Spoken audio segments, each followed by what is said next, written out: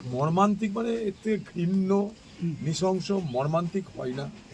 ওইটুকু বাচ্চা একটা মেয়েকে কি করা হয়েছে তা তো জানি না আমরা, কি হয়েছে তারপরে সেটা ভেবে আমি আরও আতঙ্কিত হচ্ছে, শিহরণ হচ্ছে যে তার উপর কি হয়েছে। খুন তো হয়েছে, খুন করার আগে কি হয়েছে, তার উপরে কতটা অত্যাচার হয়েছে, সেটা যদি আমরা ভাবি, একটু কল্পনা করি, আরও আমাদেরকে শিহরিত হতে হয়। আমরা তো খালি বডিটা পাইনি সেটা দেখছি, কিন্তু বডিটা ওইভাবে হলো কেন?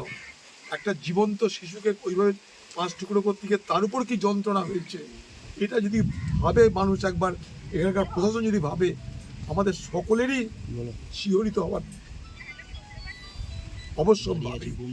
মানে আমি বিশ্বাস করুন, টিআরপি মিআরপি সাংবাদিক, আমি যাচ্ছি আজকে শিউরি যাচ্ছি, আমি আমার ভাইকে বললাম যে এবার চল না, নিয়ে যাই ওই বাড়িটা, চল না। মানে এটা আদিবাসী পরিবার, তারা শান্ত, তারা গরিব, তারা কারোর সঙ্গে সাথে থাকে না, পাশে থাকে না, নিজেদের সংস্কৃতি নিয়ে থাকে, নিজেদের সমাজ নিয়ে থাকে। এ কি অত্যাচার, এটা কোনো মানে আছে?